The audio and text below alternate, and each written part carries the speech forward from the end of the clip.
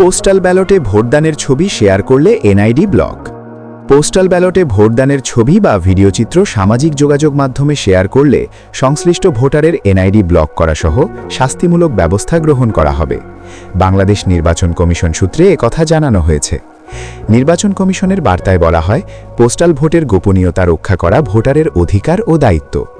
Vote দেওয়ার তথ্য বা ব্যালটের ছবি বা ভিডিওচিত্র সামাজিক যোগাযোগ মাধ্যমে শেয়ার করা আইনত দণ্ডনীয় অপরাধ।